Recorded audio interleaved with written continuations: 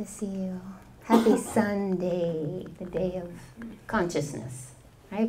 Most of us don't have to rush around, go to the office or whatever.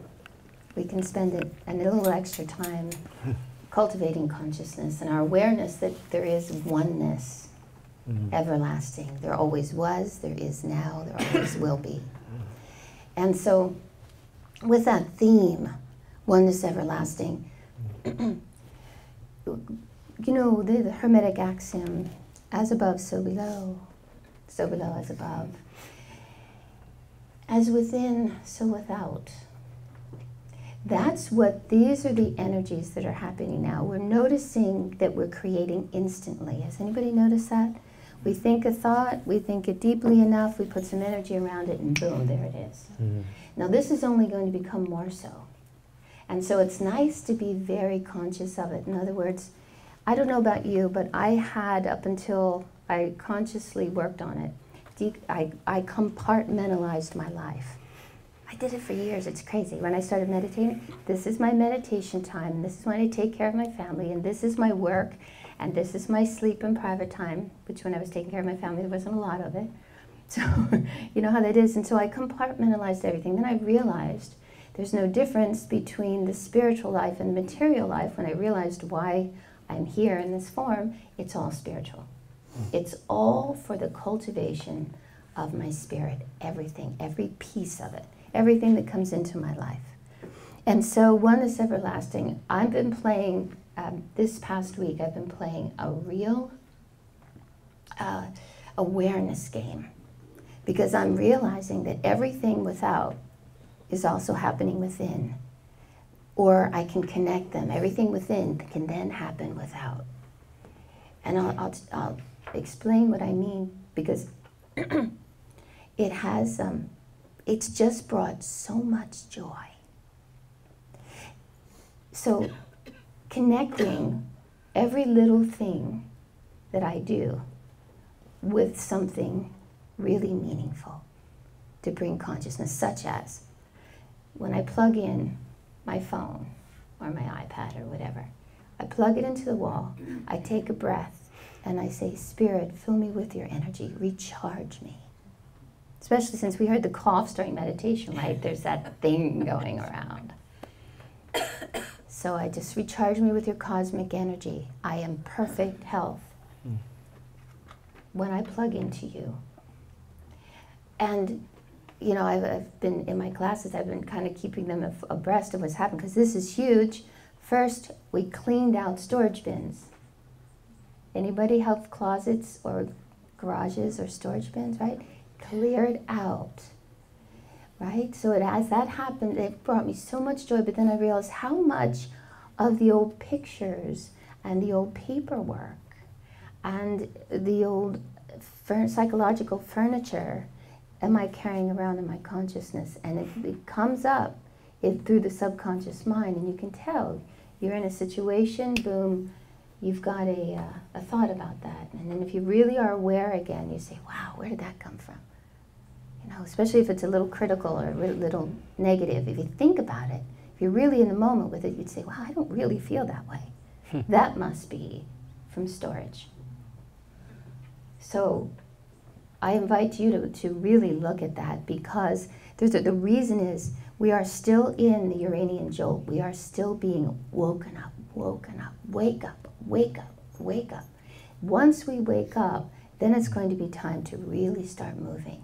This is the healing, the clearing out. This is the time to get aware that there is no difference between anything we do outwardly and anything we do inwardly, including when we feed ourselves, which we do multiple times a day.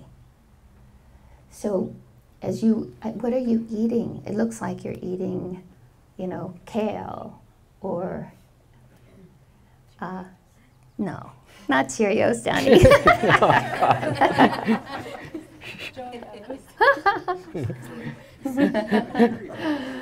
So you're eating that, and I'm kidding. Just whatever you're eating, then you think of it as coming from the you know, air, fire, water, earth. It came together for that food for your body. What a joyous celebration. It's a party. All of that is finally coming home. And if you, again, you know, and then think of the cells being nourished by the life force. Connect the inner and the outer. Because pretty soon, there'll be no difference. You'll walk into a situation and spirit will be there. It will all be spirit. That's how mastery. The masters never let illusion come in. You know, it's that thing where the Dalai Lama was asked if he ever had sexually oriented thoughts, and he said, sure. I have one. I don't allow the second one in. That's mastery, right? It's not that he didn't have the thought. He realized this is not the one he wanted to carry on out of his consciousness. That's what we're working on, you know? And Tom and I, in a couple of weeks, we're going to be moving back to our house. And in the meantime, we're having some construction because it's a 40-year-old house and a lot of the interior has not been upgraded. So one morning when I knew it was demolition day, my affirmation was, the walls are coming down. The walls are coming down. And I just did that inside. And I said it in my meditations to spirit, the walls are coming down. Have at it, you know? Whack. Between me and spirit, I'm open, creating a greater space. And it really, I can't believe it. I wrote it in my journal. I can't believe the amount of joy that I have been experiencing in taking every moment of the exterior and applying it inside. Because you know, when you think about it, we have how many billions of cells in our body? Each one of them has a silver aura, which means it is conscious, it is intelligent. It is our universe. This soul that we have is living in a universe of consciousness. If we feed it conscious thoughts, loving thoughts, and bring it with us into mastery, it will morph itself to our direction. That's what's coming. That's what's written on the wall. Humanity, we've been talking about a wake up, because we are creating, we will create, and it'll get more so and more so and more so as the spiritual energy concentrates on the planet. But when you think about it, so we've got all these, we've got this universe, but then we're this tiny speck in this universe. We're like an atom. And like our physical atoms, our consciousness is expanding and evolving. Everything is expanding and evolving. So everything now, and it's all being awoken, and everything's going to speak to us.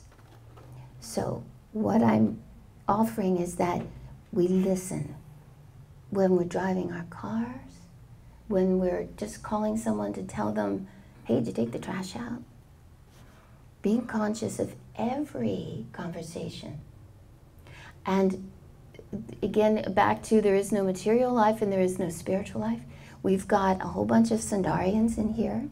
We have, they're starting their last leg, and after this week, they will be, this is a 200-hour, so it's the beginning. They will be certified yoga teachers if they've done their homework.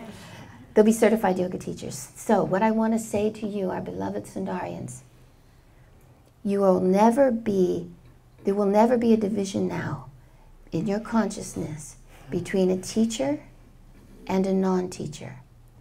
We are always teachers, all of us. We teach with the words that we say, we teach with our consciousness, because even if we don't say it, someone else's mental body is reading where we're vibrating. They read we're communicating with body language. We're communicating with our smile. It's time to be conscious that we are always teaching and we are always learning.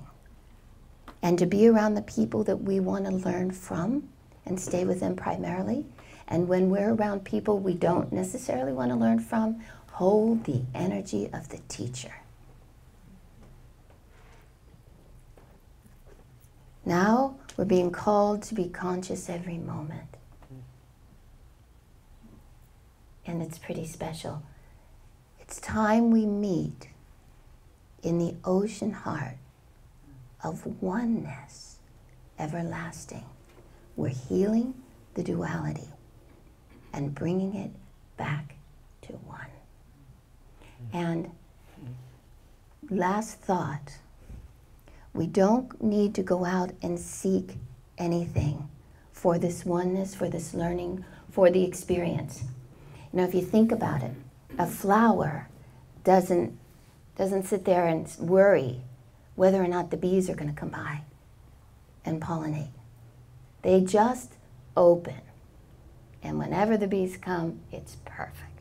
They're just being beautiful and absorbing the sun, consciousness, and the water, feeling the emotions. They're just being who they are, and they're letting the universe come to them and to expand their magic. So that's the last thing I'd like to suggest. Let it all come to you, and what comes to you, make honey out of it, make nectar out of it, because that's why it's coming.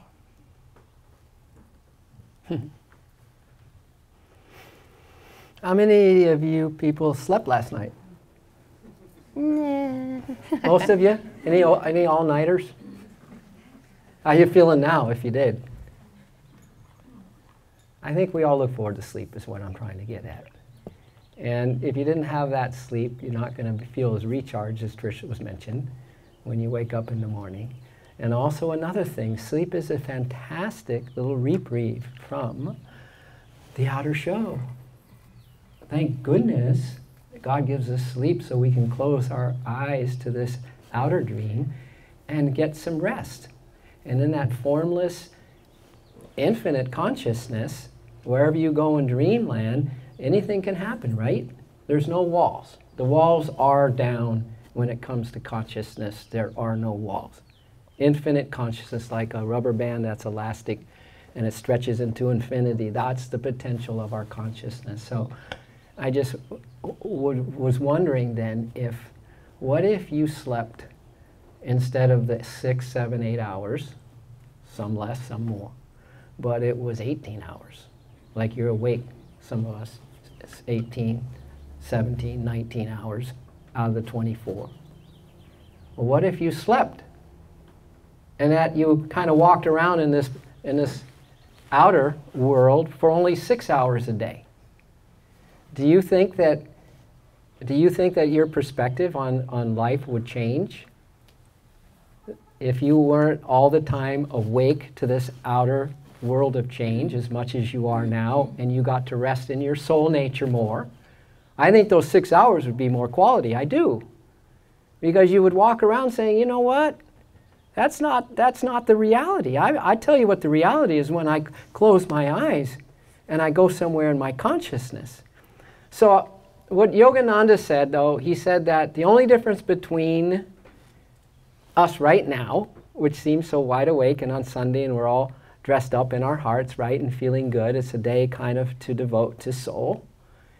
And our dreams at night. The only difference between right now and our dreams at night is that this earth dream is a more sustained dream because you are 18 hours a day dreaming about your thoughts and your feelings and about this guy and about this girl.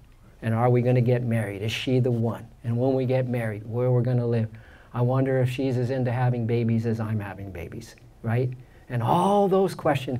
And you wake up tomorrow and you put on that same knapsack of the same thoughts that you had day before. Talk about storage, right? And there you go again, dreaming this outer dream and forgetting the reality that we are one in spirit right now, formless. See, a big trick has been played on you and me.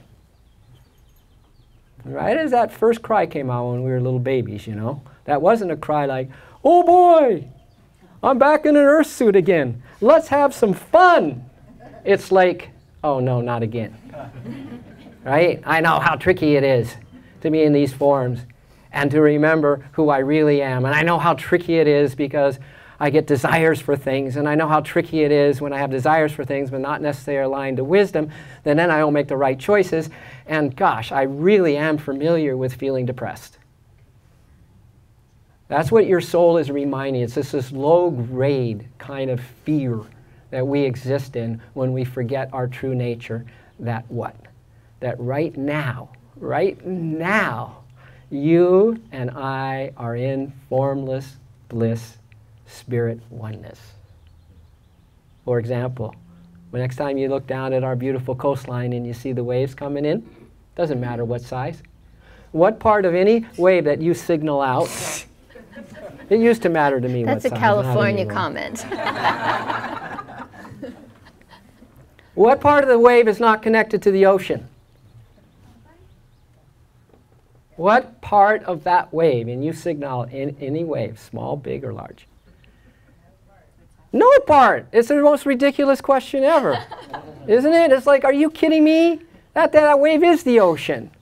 What part of you, my dear, is not 100% spirit right now? And you know what we do from life to life? Because we clean out, some of us still have the storage, and we keep putting stuff in the storage.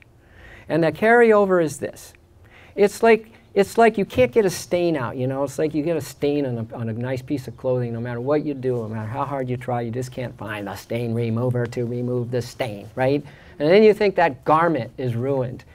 Well, we carry around a stain of guilt and of shame and of unworthiness. And no matter how many yoga classes we do, you know, it's like, I'm going to go into a yoga class and I'm going to scrub this stain. And I'm not feeling so good myself right now. Because you know what? I'm still forgetful, and when I'm forgetful, I'm doing some not so good things that make me unhappy.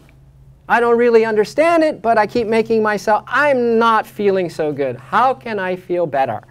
So we go to the yoga class and we try to remove the stain that something is wrong, inherently wrong with me, right?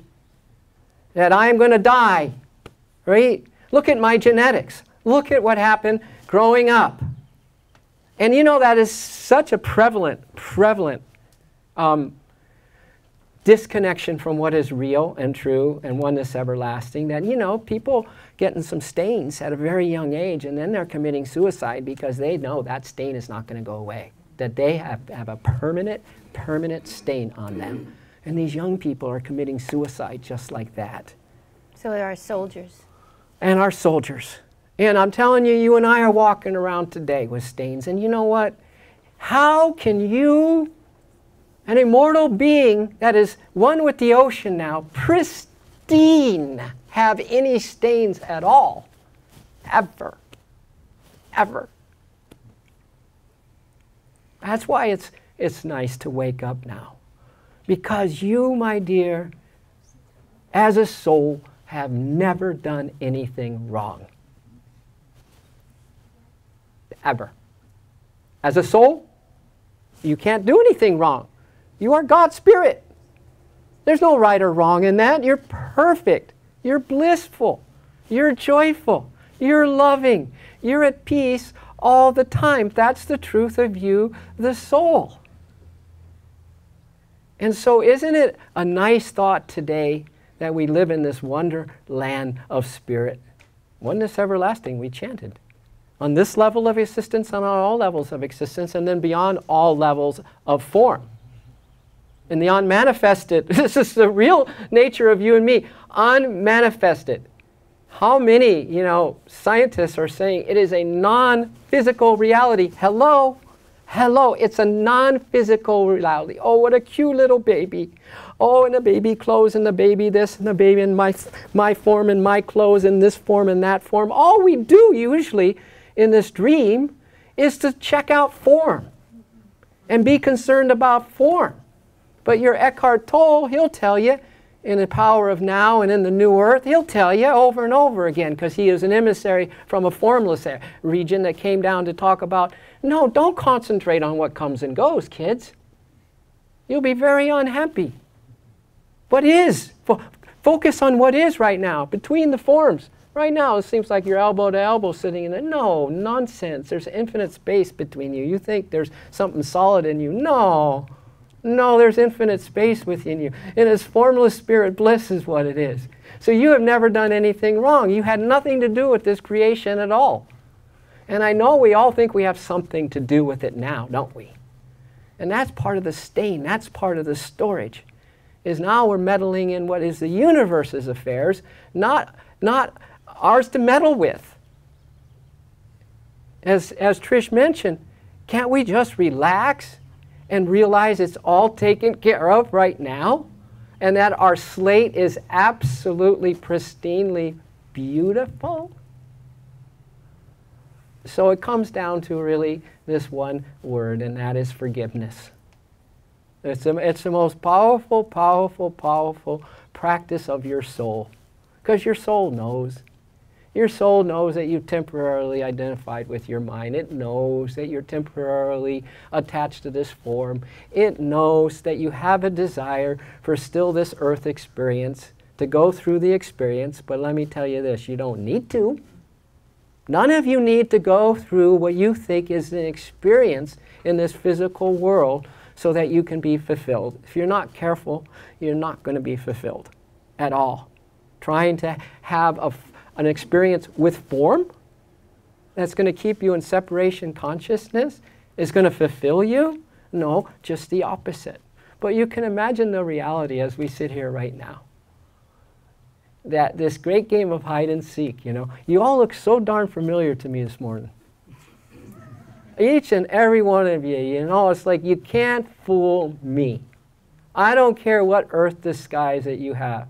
I don't care what body, feminine or masculine, that you're walking around in this time. There is a similarity that's glowing in your eyes, everybody, and I'll tell you who you are. You are the one spirit. You are the one spirit that's kind of smiling and looking different in the mini. But you are the one spirit. Can you imagine in this playground of spirit today, because it's all spirit, it's all oneness, it's all those beautiful words that we said. And I know there's been tragedies that happened to you recently. I know. Get used to it.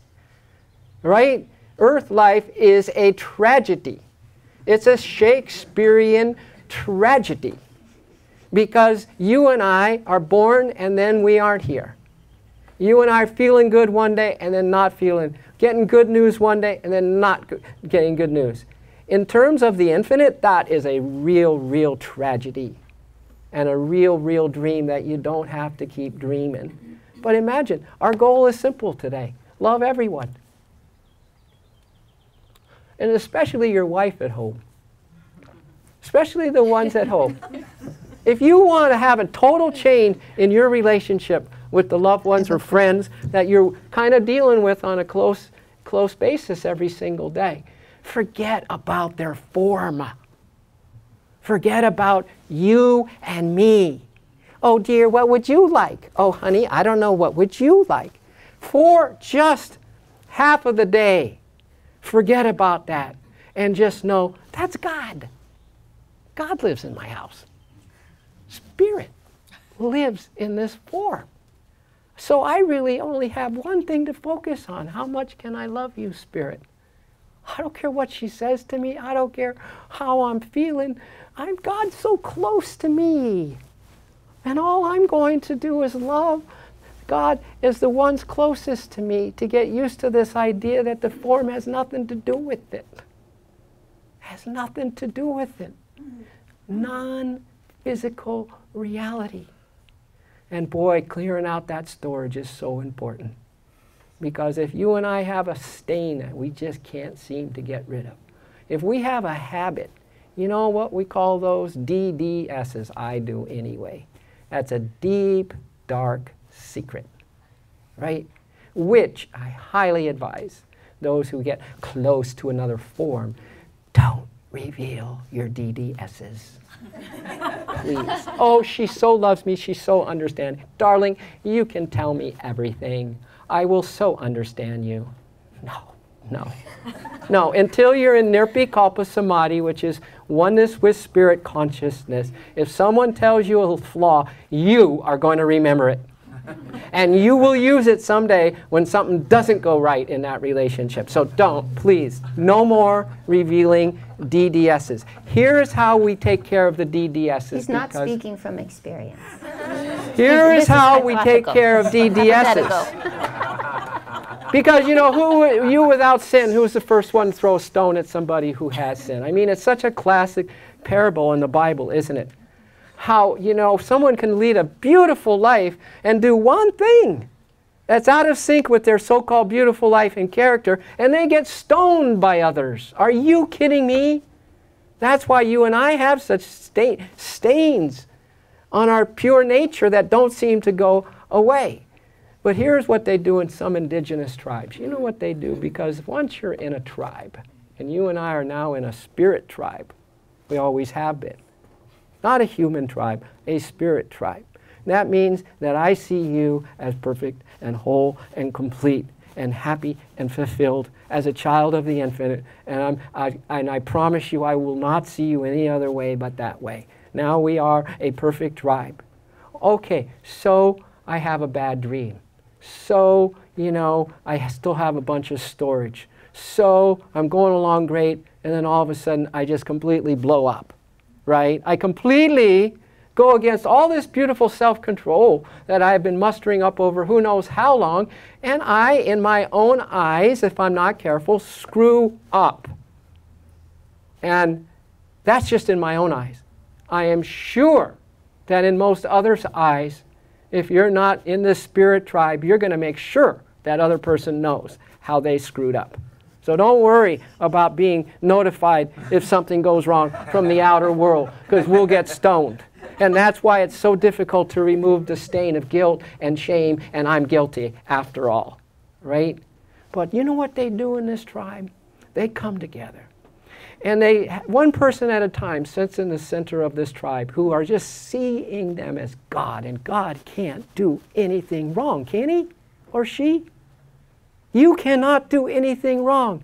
And that person comes to the center of the tribe, and inwardly, without mentioning the DDS to the tribe, they bring it up between themselves and spirit. And that's the best type of relationship to have. Well, you keep it pure and holy, because the only one, baby, who really understands you is God, Christ, and the gurus. That's it. They've always been and always will be your best and only friend. So hopefully you can get that really, really clear as well. And you bring up that thing that is just like this stain, this thing that just like, you know, kind of makes you feel not good about yourself to whatever level. And you bring that up to Spirit, and you know, because Spirit says, what stain? What walls do you think exist between you and me, little wave? What stain? You tell me, eye to eye, heart to heart. What stain do you feel that you have in your character? Tell me. I'm telling you, there is none.